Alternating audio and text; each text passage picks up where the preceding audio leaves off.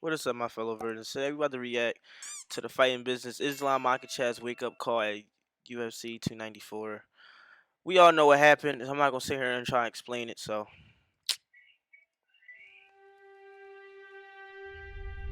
Когда начинал все вот в ММА именно, у меня была цель не стать там чемпионом UFC.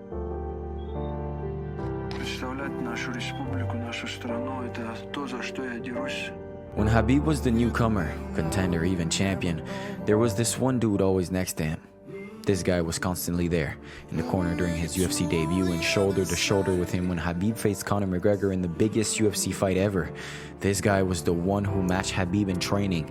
This guy was Abdul Manap's favorite student. Islam was my father's favorite student. This guy was the next in line after Khabib was done with the sport. I really believe he's gonna become champion. Why I talk about Islam? Because this is my father's legacy. Eventually, as promised, the guy became champion, but it was not good enough. At every step, he was compared to Khabib himself, and his own rise to the top of the division coincided with a few others. Suddenly, he didn't just have to live up to the reputation of Khabib's greatness, he had his own battles to take care of. I ain't tapping, I ain't going to sleep, I'm getting out and I'm putting hands on him, and that's that. A small crack in the invincible aura was celebrated as the greatest triumph for some others, but UFC 294 reinstated Islam as the dominant force he always was. Islam Makhachev entered the UFC as an undefeated Dagestani, much like Khabib, but he wasn't able to keep that zero intact, with his second fight ending in a knockout loss. That definitely put a stop to the whole Khabib 2.0 prophecy, but Islam was quick to regroup, and he kept on winning against people outside the top 10. A dangerous wrestler with little name value and outside the ranking. A lot of top lightweights dismissed Islam, but the guy himself knew he had to wait because his best friend Khabib was at the top of the division, champion and one of the best fighters in the world. You want to be #1 contender, yeah? You want to be champion? You need to fight Khabib for the belt. Will you fight Khabib? If I need belt, I go Khabib's home, take belt. Not willing to fight Khabib, and the top lightweights not willing to fight him, Islam was left to deal with lowly contenders, building up a paper-thin resume. 155 pounds, which is the hardest division in MMA. If Islam Makhachev can beat them or not, or if he's better or not, is not the conversation for right now. He has to get on the docket with one of them. Islam was told that his time would come, and while it did, it was not as glorious as anticipated. After the sudden retirement of Khabib at UFC 254, there was a void as the lightweight championship was vacated, but when Charles Oliveira, a fan favorite, won the belt at UFC 262, fans were quick to push him as the next dominant champion.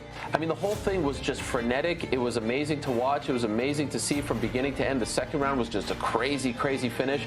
Meanwhile, Islam, who was often talked about as the next champion, didn't seem good enough to beat Charles. The guy comes behind it like Charles Oliveira, and he starts to win and dominate the class like he has. Yeah, man, it'll be nice to see him fight Khabib, right? What better way to try to draw him back in than by having Oliveira beat his friend, training partner, and longtime, you know what I'm saying? Like Khabib maybe, but this regressed version of the Eagle had nothing for Du Bronx. Charles Oliveira coach say, okay, come to Brazil, fight, no problem, send us location, we're gonna come to Brazil. Islam gonna ride Charles Oliveira like his horse.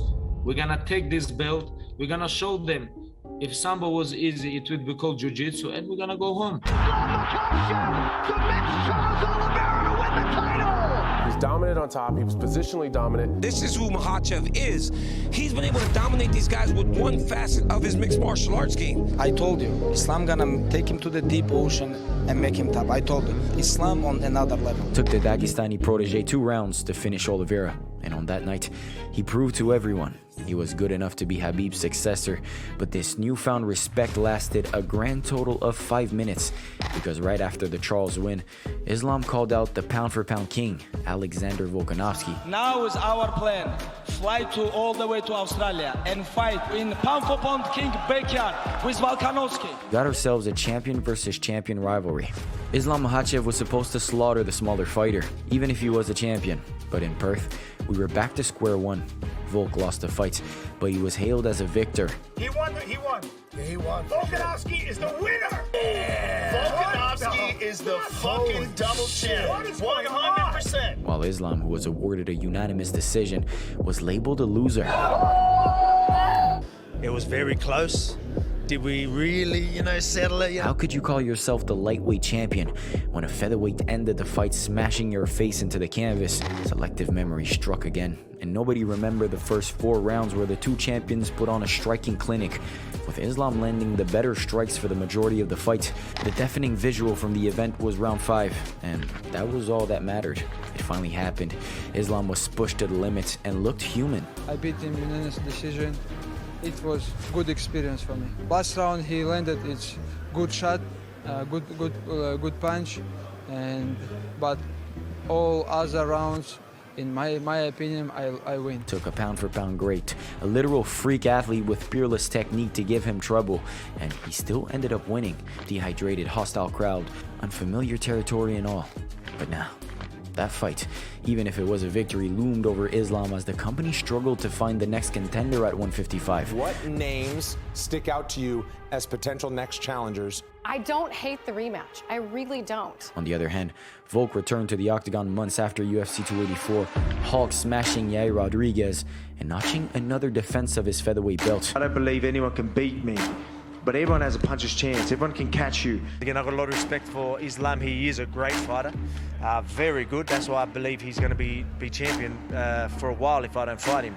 The pressure doubled for Makhachev as he had to put on a similarly impressive performance in his next title fight, which was scheduled to be a rematch against Charles Oliveira. That champion versus champion rematch, however, was destined to happen. Oliveira withdrew with a bad cut in sparring, and the supposed nightmare of Islam, Volk, had no problem stepping in on short notice.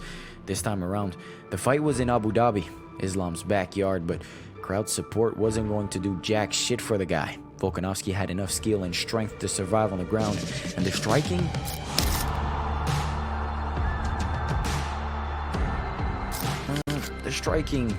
The 5th round was all that mattered, really.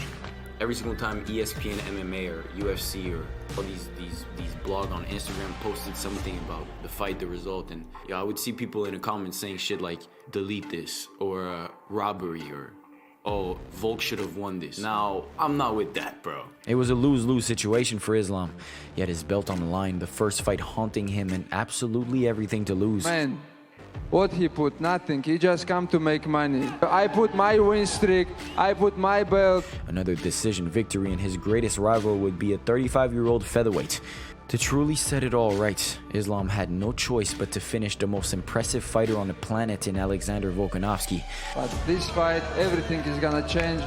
I want to finish him and finish all this talk about this fight. After all, that is something Khabib's successor would be expected to do. Islam walked to the octagon at UFC 294 with another chip on his shoulder. He had to prove himself at UFC 280 against Du Bronx, and he did so in 2 rounds. After Perth, the lightweight champion was on a mission and out to make a statement. Tomorrow I will show you best performance. Thank you. Thank you all of you guys, because I know you all support me. Thanks so much. This was not going to become a rivalry.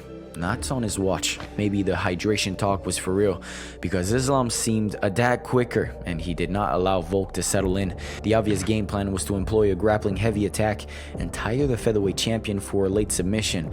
But Islam, who was actually a pretty good striker, kept the challenger on edge with kicks to the body. And at the end, it was a kick to the head that ended the fight.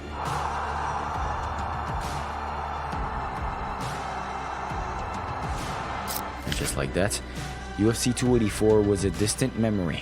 In between UFC 284 and UFC 294, we had forgotten, but the champion wasn't just some best buddy of Khabib. His name was Islam Makhachev, and Islam Makhachev is well on his way to securing his own legacy as one of the greatest lightweight in history. I never choose Dana. You have some job. Give me someone. You had to feel a little sorry for Islam early on. Having to live up to Khabib's reputation is a tall task, but right alongside him, you had Charles, a killer, and Volkanovski, a savant. But in 1 calendar year, Islam has submitted the guy with the most finishes in UFC history, and he knocked out the longest reigning champion.